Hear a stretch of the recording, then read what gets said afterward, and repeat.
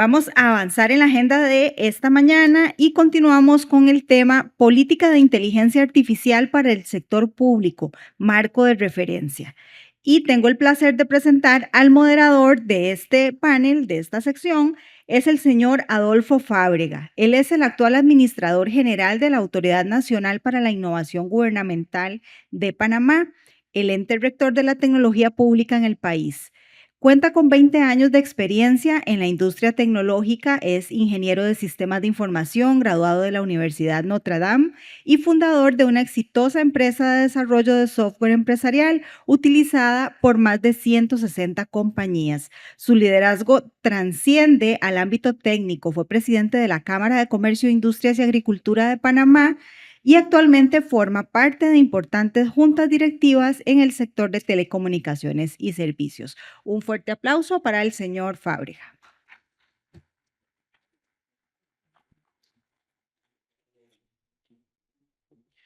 Muy buenos días a todos. Bueno, mi rol aquí es más bien presentar al verdadero experto que viene a ilustrarnos esta mañana. Tengo el placer de introducir a una de las figuras más destacadas, la verdad, en el ámbito de supercomputación a nivel europeo, pero realmente a nivel mundial, igualmente muy destacado en ciencias de datos e innovación tecnológica en general.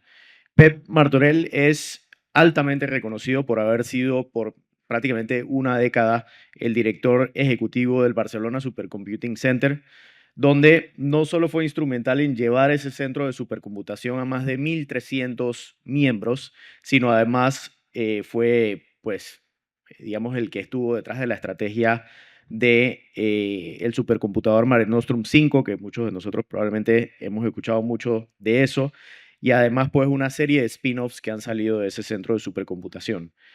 Pepe es licenciado en física y doctor en informática, y pues con toda esta formación ha sido muy instrumental en la definición de estrategias nacionales y realmente de alcance pues por toda Europa en supercomputación y en computación cuántica.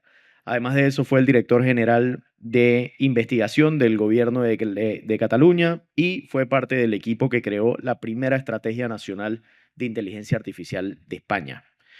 En este momento es socio de Invivo AI, que es un fondo de capital de riesgo con más de 100 millones de euros en inversión especializadas en aquella intersección entre inteligencia artificial y deep tech. Y, por supuesto, como ya sabemos, además es profesor del ESADE Business School, escuela reconocida a nivel mundial, demostrando siempre pues, esa gran colaboración entre el gobierno, academia e industria que siempre ha caracterizado a PEP. Con esto introduzco a Pep. ¿Dónde está? Ah, perdón. Adelante, Pep. Gracias. ¿Me confirmáis que me oís bien, por favor? Se escucha perfecto. Perfecto. Muchísimas gracias. Gracias por la amable presentación. Y en primer lugar, pedir muchas disculpas por no poder estar aquí. Tenía ya billetes comprados y toda mi vida montada, pero he tenido un pequeño susto de salud que por suerte se ha resuelto bien. Pero los médicos a los que siempre hay que hacer caso no me dejan viajar durante unas semanas y por tanto no he podido acompañaros. Y ahora que Marlon ha contado que ustedes tienen el mejor café del mundo y ha sido definitivo para que realmente me sienta muy mal no poder estar hoy con ustedes, ¿no? Bueno, yo si me permiten, intentaré compartir con ustedes una pequeña presentación que me gustaría también si me pueden confirmar que se ve correctamente. Perfecto. Perfecto, pues un poco, gracias. El objetivo de esta presentación es compartir con ustedes lo que hemos llamado un modelo de referencia para el desarrollo de las políticas de inteligencia artificial en el sector público. Esto que hoy voy a contar será un poco un resumen, una visión corta de una nota técnica que con el mismo título vamos a publicar con el BIT en los próximos días y que queremos que sea, pues esto, un marco de referencia útil para cualquier administración, gobierno, etcétera, que en el sector público quiera desarrollar e implementar políticas de inteligencia artificial. Como decía en la presentación muy amablemente, mi experiencia es en inteligencia artificial y computación avanzada, sobre todo en el sector público, tanto en el ámbito gubernamental como en el ámbito de la investigación. Y es un poco lo que me gustaría contar con esta presentación para después pues quedar a su disposición para las preguntas que haga falta. En esta nota técnica, por una parte, desarrollamos cuáles son los que creemos que son los pilares de las políticas de adopción en la administración pública de las políticas de IA.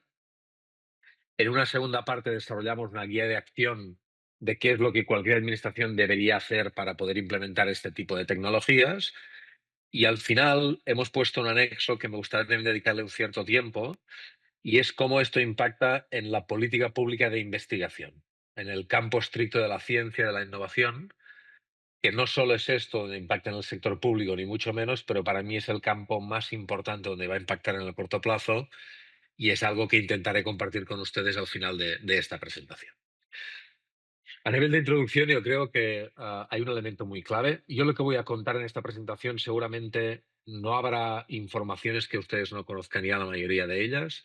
Simplemente como marco de referencia lo que hemos intentado es ponerlo esto, en un marco de referencia, ordenar estas ideas y convertir esto en una guía útil para que quien quiera ejecutar y desarrollar una política pública lo pueda hacer. Para mí el punto inicial es claramente el desafío que tiene la región en esta brecha significativa que hay para mí entre la cierta ambición que tiene la región. Ahora Malcolm hablaba en una de sus respuestas de hasta qué punto en la mayoría de países de la región se ha hecho un salto muy significativo en la ambición para liderar y para desarrollar políticas de inteligencia artificial, pero a la vez sigue habiendo una cierta dificultad en esa capacidad de ejecutar esas políticas. Y por tanto, un poco el objetivo de este marco de referencia es materializar esta ambición, es aterrizarla, que diríamos, para poder transformar de verdad el sector público, ¿no?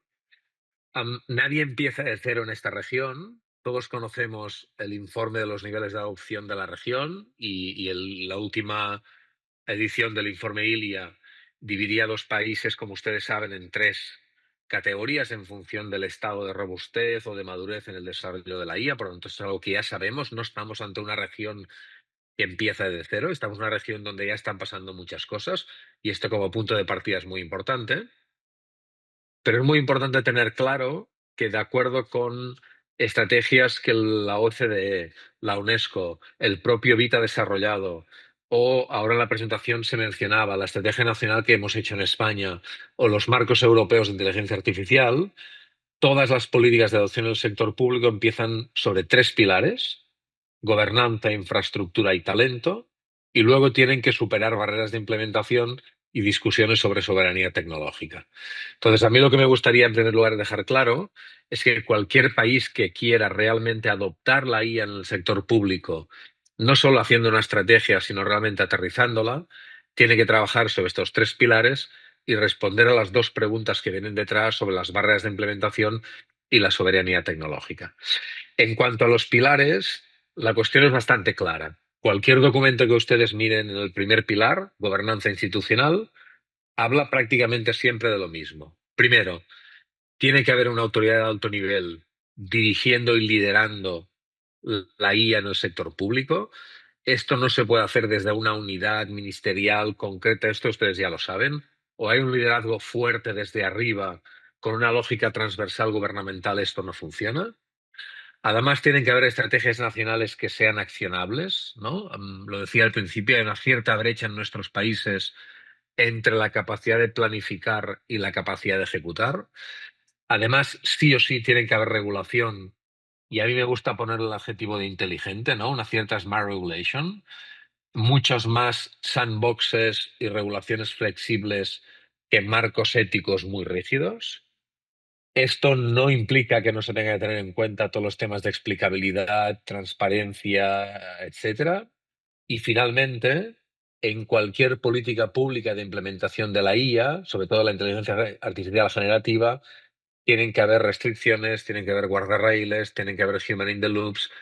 Todos los documentos que hablan sobre cómo desarrollar políticas públicas para inteligencia artificial, todos empiezan con un pilar de gobernanza, y en el pilar de gobernanza todos hablan de estos temas. Por lo tanto, cualquiera de vuestros países o administraciones que quiera desarrollar algo parecido, si no lo ha hecho ya, este es el primer pilar que uno tiene que tener en cuenta. El segundo pilar también es bastante obvio, porque todo esto tecnológicamente se basa en infraestructura y datos, y es una cosa bastante evidente.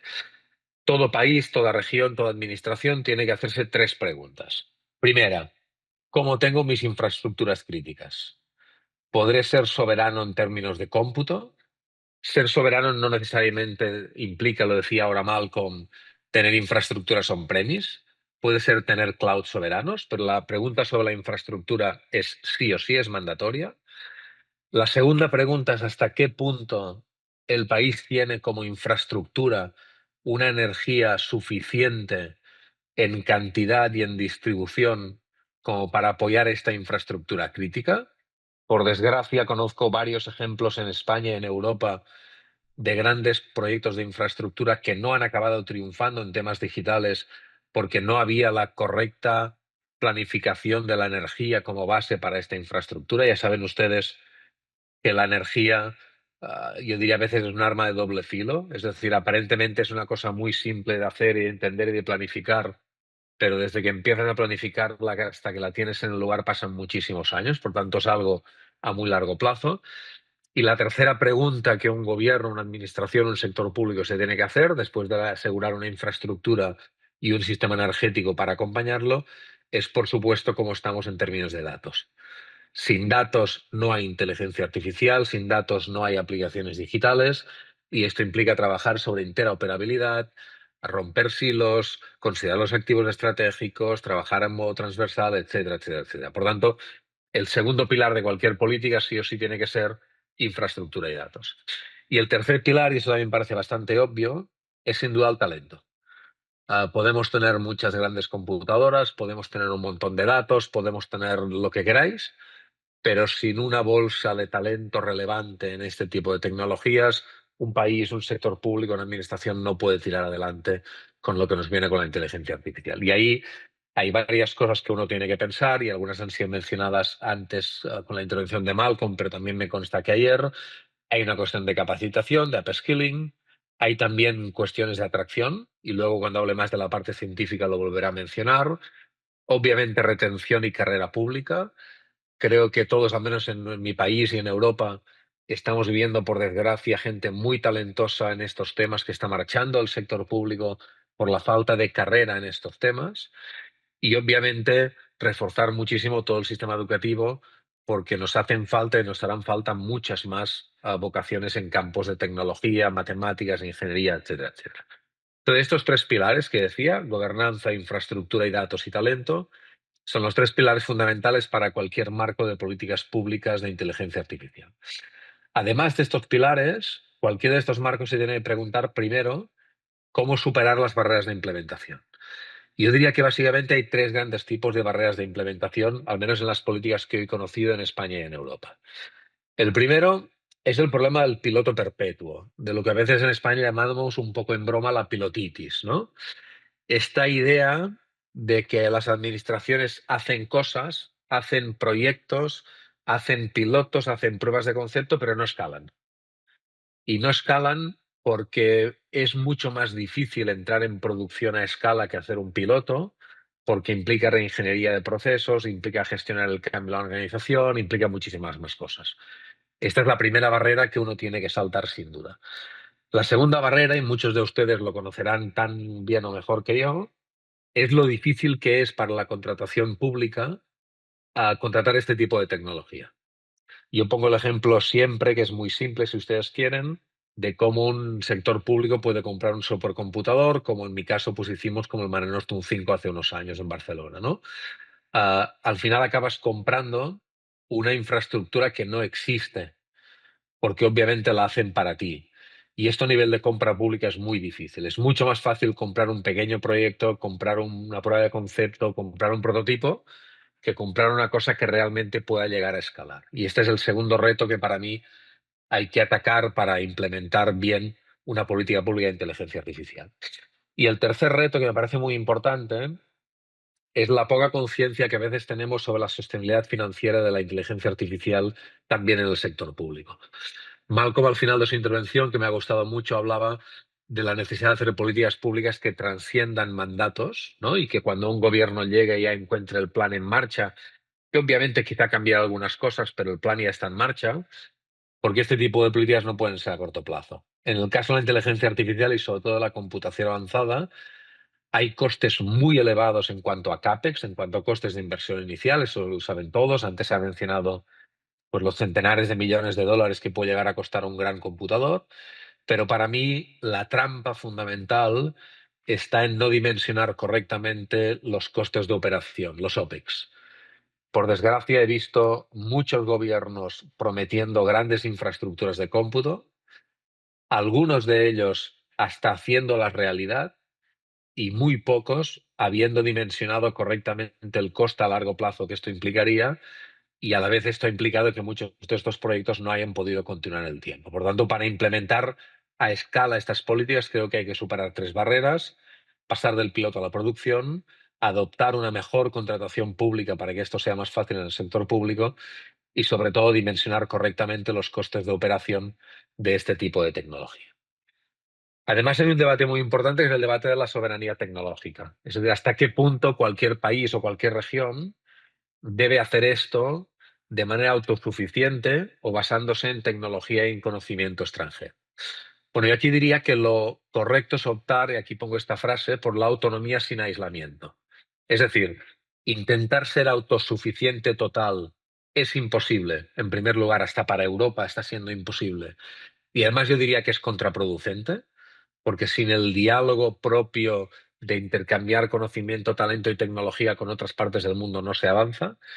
Pero sí que hay ciertas cosas, y subrayo mucho el tema de los datos, donde tener infraestructura propia y capacidad de decisión es absolutamente fundamental. Entonces yo creo que cualquier estrategia en el sector público tiene que pensar en estos tres elementos que dibujo aquí. ¿Qué parte de mi política tiene que estar en el cajón de la autonomía estratégica, de aquellas cosas que son estratégicas para mí y ahí tengo que ser autónomo como país, como región, da igual? ¿En qué temas tengo que establecer alianzas inteligentes, donde haya economía de escala, donde la masa crítica sea importante, donde yo no puedo tener tecnología propia, por lo tanto me tengo que aliar? Y finalmente, la idea es intentar no tener dependencias críticas. Es decir, ser tan agnóstico como uno pueda ser en tecnología y en proveedor, porque la geopolítica da muchas vueltas, porque la tecnología da muchas vueltas, y nunca te debe pasar que te cases, entre comillas, con un solo proveedor, con una sola tecnología, con una sola aproximación, y que eso luego pueda ser un problema. Además, cuando uno habla de soberanía tecnológica, tiene que tener muy claro lo que se llama el stack de la tecnología, en este caso, el stack de la soberanía. Es decir, cuando hablamos de inteligencia artificial en el sector público, tenemos que imaginarnos que lo que hay es un stack, una pila con distintas capas. Debajo de todo está el cómputo de la energía, que es la base. Entonces, cualquier administración, cualquier gobierno tiene que preguntarse cuán autónomo quiere ser en esta capa de debajo. Encima de las infraestructuras físicas y de la energía vienen los datos. Sin infraestructura no puedes trabajar sobre los datos, pero sin datos la infraestructura sola no sirve para nada. Y aquí la pregunta es cuán autónomo y cuán soberano puedes llegar a ser. Con esta infraestructura y estos datos, perdón, construirás modelos y plataformas de IA que pueden venir por integradores y pueden ser propias, y aquí encima construirás tus aplicaciones y tus servicios para el sector público. Es obvio que nadie puede ser, en nuestra región como mínimo, y aquí incluye Europa, totalmente soberano en todas estas capas de la infraestructura, pero también es obvio que en algunas de estas capas no solo puedes ser soberano, sino que solamente necesitas la ambición para serlo por un tema de soberanía tecnológica, de soberanía nacional. Por tanto, los tres pilares, las dos preguntas. Cierro mencionando, y antes ya se ha hecho, que en la región ya hay muchos casos de éxito y que para mí eso es muy importante. Me perdonarán porque seguramente me habré dejado casos, ejemplos y países donde se está haciendo de manera excelente y no me cabían más cajitas en esta slide, ¿no? Pero con esto no es para subrayar que un país lo está haciendo mejor que otro. Esto es para subrayar que la región se está moviendo y se está moviendo muchísimo. Y ahora Malcolm explicaba un montón de iniciativas súper interesantes en Costa Rica. En muchos otros países hay buenas iniciativas. Es decir, las tres pilares y las dos preguntas, la mayoría de ustedes se las harán a partir de una realidad que no está limpia, que no empieza de cero, sino donde ya hay muchos proyectos interesantes que pueden complementar una estrategia de este tipo. Una vez uno tiene claro cuál es este marco para las políticas de adopción de la IA, lo que viene es una guía de acción. Y aquí pueden haber cosas tan complicadas o tan simples como ustedes quieran, anteayer sé que estuvieron trabajando con el toolkit de la OCDE, que creo que es un instrumento muy interesante. A mí me gusta verlo de la siguiente manera. Para mí, cualquier administración, gobierno, etcétera, debería empezar por un diagnóstico inicial, por determinar una gobernanza, y posteriormente a esto establecer estos marcos de confianza, sobre todo determinando cómo será la evaluación de impacto. Déjeme subrayar la palabra presupuesto en gobernanza. Demasiadas veces hay administraciones que sacan buenas estrategias con buenas gobernanzas, pero sin presupuestos o sin presupuestos plurianuales. Y este es un tema en el cual, sin un buen presupuesto a largo plazo, no hay manera de hacer nada.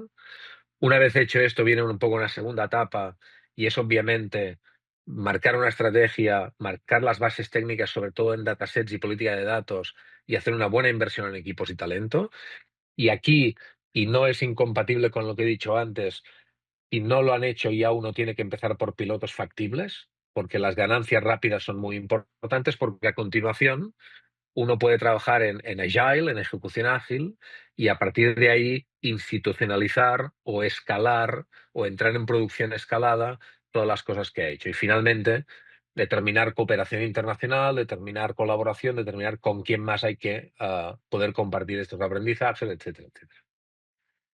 Todo esto basado en una idea para mí fundamental en la que no es necesario insistir mucho más, y es que yo creo que la IA, así como para el sector privado, para el sector empresarial, es la palanca en mayúsculas que va a permitir unas ganancias de productividad increíbles en los próximos años a las empresas, ellas obviamente que lo se van a aprovechar.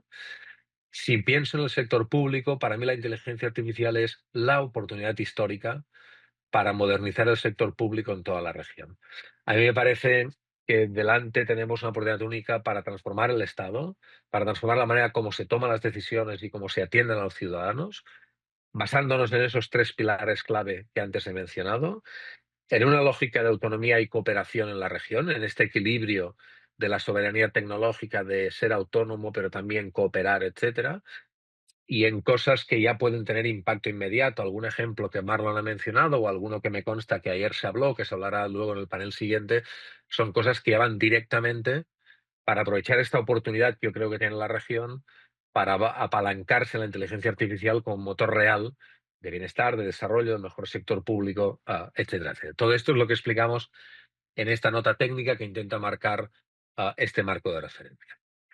Last but not least, déjenme dedicarles mis últimos 5 o 10 minutos a cómo deberían ser las políticas de inteligencia artificial en una parte del sector público muy concreta, que es la parte de investigación y desarrollo. Es la parte de ciencia, de investigación, de I+D, llámenle ustedes como quieran. Seguramente algunos de ustedes formarán parte o estarán en ministerios que también son competentes en ciencia, en otros casos quizás estará separado, pero creo que es muy importante trabajarlo porque mi primera idea, ah, es que el sector seguramente en el cual a nivel global mayor cambio se está viendo a día de hoy gracias a la IA es sin duda el mundo de la investigación. No voy a entrar en detalles técnicos, aunque es un tema que me encantaría estar ahí para luego discutir tanto como hiciera falta, pero les doy un dato muy simple si quieren. Los premios Nobel de Física y de Química del año pasado, 2024, fueron a dos investigaciones que básicamente eran posibles gracias a la inteligencia artificial. La biología, la medicina, la ingeniería, la física, la climatología, los nuevos materiales, todo la investigación en estos campos está cambiando de manera acelerada debido al uso de técnicas de computación avanzada. Por tanto, cómo en la región utilicemos esta tecnología pensada también para la ciencia, determinará la capacidad estratégica de los países en el futuro en muchísimas dimensiones. Está siendo, como digo, un acelerador científico sin ningún precedente, esto no se había visto nunca. Potenciar esta ciencia basada en IA le da al Estado una capacidad brutal para innovar en salud, en clima, en muchos casos. Esto además es la base para una cierta soberanía tecnológica, porque sin estas infraestructuras no se puede construir todo lo que antes he mencionado. Y obviamente esto es un motor para la industria, para la creación de puestos de trabajo, para la innovación, etcétera, etcétera, etcétera. Yo aquí les puedo contar el caso de éxito que hemos tenido en Europa en los últimos 5 años, ¿no? Y es la creación de EuroHPC. Europa decidió en su momento, no sin dificultades, porque ustedes conocen bien políticamente cómo se organiza Europa, no sin muchas dificultades, decidió que no había ningún país que lo pudiera hacer solo, que ningún país podría ya llegar a alcanzar una escala de capacidad de computación necesaria para la ciencia como la que hacía falta. El hecho de ponernos juntos nos ha permitido llegar a una escala que en solitario sería inalcanzable. Hoy tenemos 32 países en el entorno europeo cofinanciando máquinas que están en el top 10 mundial. Y esto es una cosa que Europa hacía décadas que no conseguía y para mí es algo muy importante. Si alguien quiere hablar un poco de geopolítica luego, se dará cuenta que hablo de 32 países cuando en la Unión Europea solo somos 27 Estados miembros, pero Europa aquí ha sido muy hábil haciendo grande este entorno de la región, incorporando Reino Unido, Suiza, Turquía, etcétera. Esto ha permitido además dotarnos de un modelo de gobernanza muy integrada, donde los países han visto claramente que tenían que ceder una parte de su soberanía, porque si no los científicos europeos no podían competir con sus colegas en otras partes del mundo. Además, encima de esta capa de supercomputadores, estamos empezando a crear lo que se llama AI Factories para aprovechar también estas capacidades para crear spin-off, crear startups, crear empresas, etcétera, etcétera. Y finalmente todo esto está empezando a quedar muy claro que tiene un impacto brutalmente positivo en la competitividad del continente, tanto a nivel económico como a nivel de políticas públicas, sobre todo en los campos de salud y de clima, meteorología, etcétera, etcétera. El problema en la región, si yo miro América Latina y Caribe, es obviamente una brecha muy grande en capacidades de computación. Luego hablaré de otras cosas, pero empiezo por el primer pilar que decíamos, por la infraestructura. Si ustedes miran el top 500, donde están los 500 grandes supercomputadores del mundo, hay solo 11 sistemas en la región y de ellos, si no he estudiado mal el ranking, creo que no, solo dos van orientados a investigación científica abierta, las demás máquinas son para investigación corporativa de una determinada empresa. Por tanto, hay una cierta fragmentación, no hay esos consorcios que harían posible crecer en capacidad y llegar pues, a los centenares o miles de petaflops como en Europa estamos empezando a llegar. Pero esto para mí abre una cierta oportunidad para la región. Es decir, esta brecha tan obvia de capacidades, que la mayoría de ustedes conocen y no estoy diciendo nada que ustedes no sepan ya, para mí abre algunas necesidades o algunas oportunidades, perdón. Para mí una oportunidad podría ser trabajar en lógica de región inspirándose en ese modelo europeo. Es decir, si Alemania, Francia, Italia, España, Países Bajos deciden que solos no pueden hacer frente a la necesidad de infraestructura que tiene hoy en día la ciencia, me parece una buena base para que muchos de ustedes también piensen algo parecido y piensen en ese tipo de alianzas regionales. Pero además no se empieza de cero. Existe la Red Iberoamericana de Supercomputación, existe Scalac, existen redes universitarias en la región, ya existe el ecosistema de compartir proyectos en la región y además, obviamente, esto puede no hacerse solos. En Europa llevamos muchísimo tiempo colaborando con la NSF, con los National Labs de Estados Unidos, con RIKE en el Centro Nacional de Japón. Hay un campo para la colaboración brutal en este tipo de cosas. Por lo tanto, estas son algunas oportunidades que la región podría claramente trabajar. Por mucha infraestructura que le pongas, si encima de esta infraestructura no hay investigadores, no hay soberanía, no hay talento, no hay masa crítica de personas, la región, igual que Europa, no puede hacer nada. Entonces, Europa, aparte de grandes máquinas, ha invertido también muchísimo en talento para superar una cierta brecha de talento y un cierto ecosistema insuficiente que yo creo que existe en América Latina, Caribe, como también existen algunos temas en Europa, menos doctorados de los necesarios, menos centros grandes, fragmentación, etcétera, etcétera. Sin talento no hay soberanía y además lo hemos visto antes, si esto no se desarrolla no habrá motor económico. Por tanto, el talento es otro elemento en IA aplicada a ciencia en que hay que invertir y por tanto toca construir capacidad científica nueva en inteligencia artificial en la región. Una manera de hacerlo es apostar por centros de excelencia. Y aquí me gustaría subrayar una cosa muy importante, ¿eh? En América dicen esto de que there's no free lunch. Nosotros en España nos gusta decir que no hay café para todos. Y cuando decimos que no hay café para todos, lo decimos para dejar claro que o haces masa crítica y concentras recursos en algunos puntos de excelencia o la potencia del país y del continente no funciona. En España se ha mencionado ahora el Centro Nacional de Supercomputación, que he podido estar dirigiendo durante 10 años.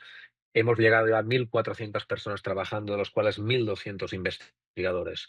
La capacidad y la masa crítica que esto te da para cometer ciertos riesgos, ciertos retos, perdón, hubiera sido absolutamente imposible si toda esta gente hubiera estado dispersa en muchos otros sitios en el país o en todo el continente. Hay que multiplicar programas de capacitación de alto nivel, maestrías, doctorados, etcétera.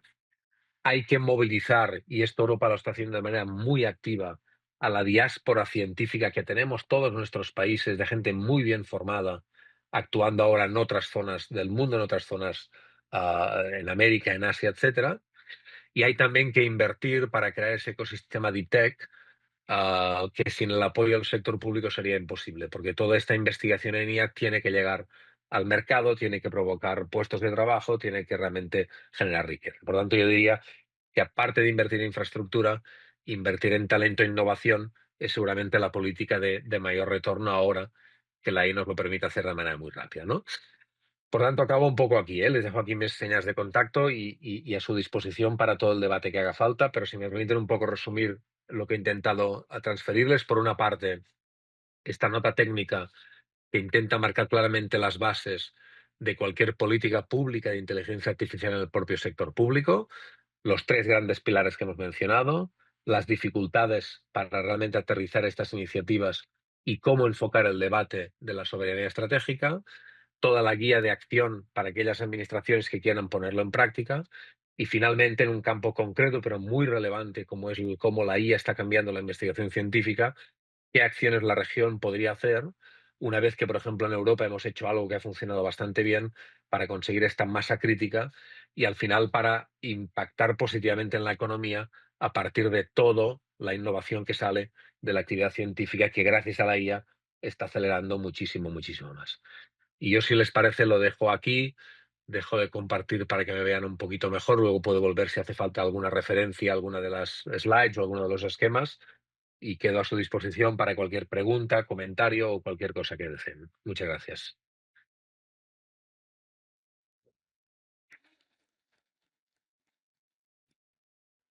Muchísimas gracias, Pep. Muy ilustrativa la presentación. Todos los que tengan preguntas, si quieren, voltean el tag y los llamo. Yo tenía una pregunta inicial, si me permites. Veo que hay bastante, digamos, preocupación, me imagino, basada en experiencias sobre pilotos que terminaron desiertos por una falta de presupuesto, una subestimación de ese presupuesto. Entonces mi pregunta sería, ¿cómo podemos estimar debidamente un crecimiento o una demanda que va a existir y sobre eso un presupuesto, considerando que muchas de las cosas que estamos viendo son totalmente nuevas? Y eso en el balance con soberanía, porque obviamente podemos bajar un poco el CAPEX, podemos apoyarnos un poquito más en un OPEX escalable, pero a su vez eso nos compromete en muchos casos en soberanía. Entonces, ¿cómo todos esos factores se toman en consideración? ¿Cuáles son tus recomendaciones? Perfecto. Mira, yo diría lo siguiente sobre esto que me comentas. En primer lugar, la clave para mí es enfocar la compra pública alejándose del concepto de piloto. El piloto, y si me permites un poco la broma, políticamente es fantástico, porque te permite con un presupuesto pequeño conseguir algo que se ve y que se puede contar de manera bastante rápida. Eso políticamente está muy bien, pero si la propia compra pública innovadora desde el principio no ha provisto la escalada del piloto, el 90% de los casos esto no puede escalar si no se ha previsto antes.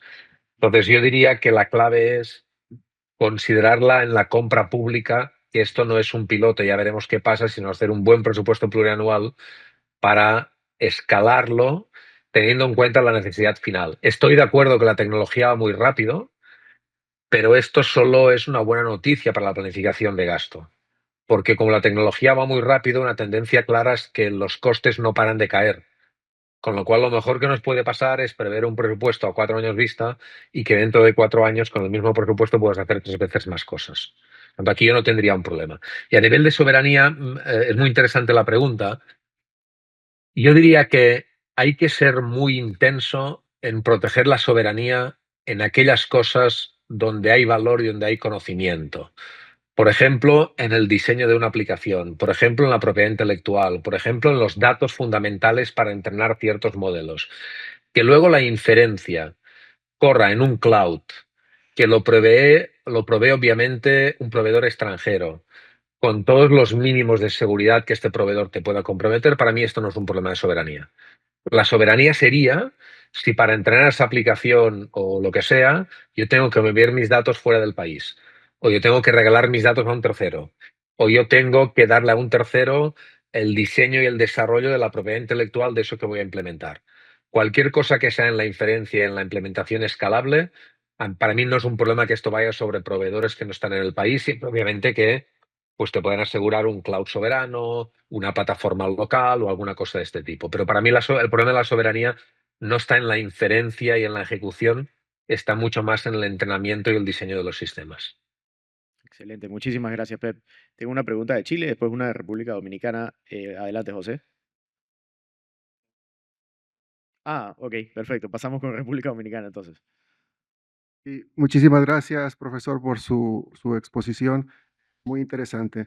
En el caso de nosotros de República Dominicana, estamos llevando a cabo un programa de fortalecimiento de la administración pública en colaboración con el Banco Interamericano de Desarrollo y nos da muchísimo gusto la exposición que hace usted a través de los tres pilares y ver cómo desde el programa y con la colaboración del banco estamos acercándonos poco a poco a esa parte. Entonces, eh, creo que estamos ahí un poco en el camino correcto. Lo que sí me gustaría destacar un poco y que nos pueda comentar acerca de su experiencia cuando tuvo la oportunidad de trabajar desde el gobierno es en el tema de talento humano. Nosotros tenemos muchos desafíos y retos en tema de talento humano en el sector público. Por ponerle un ejemplo, en República Dominicana hay una ley de tope salarial que nadie puede ganar más que el presidente de la República. Entonces es un salario de $4,000 más o menos que tiene el presidente de la República. Entonces, claro, cuando nosotros, por ejemplo, estamos ahora mismo inmersos en un programa de innovadores digitales, donde estamos tratando de captar ingenieros de software y diferentes áreas muy técnicas y vamos con el sueldo que ofrecemos, muchas veces ellos pues se nos ríen en la cara, ¿no? Y nos dicen, bueno, yo por ese sueldo no voy a ir a trabajar, estoy en el sector público, aparte yo trabajo de manera virtual desde mi apartamento en Punta Cana, yo no me voy a ir a sentar en una oficina pública a trabajar de 8 a 5 de la tarde. Entonces, yo quisiera que desde su experiencia en el sector público y lo que conformó ese equipo, ese gran equipo cuando estuvo en el gobierno de Cataluña, ¿cuáles fueron las estrategias que para un poco no competir, pero sí tratar de atraer y retener ese talento humano y que se pueda fortalecer la administración pública en ese sentido? Muchísimas gracias. Gracias a usted por la pregunta. Es muy pertinente y ataca un tema muy complejo, y es que obviamente sin talento todo esto no funciona, pero el talento se mueve donde hay talento y obviamente donde hay ofertas competitivas. Y hoy en día el mundo es global y hay muchos sitios donde pagan muy, muy bien, ¿no? Yo diría un par de cosas sobre esto. Una, de introducción. Am, Tenemos que ser todos conscientes de que en el sector público nunca, por mucho talento que tengas, vas a ganar como en el privado, pero que esta brecha no puede ser tan grande como para impedirle al sector público capturar un cierto talento razonable.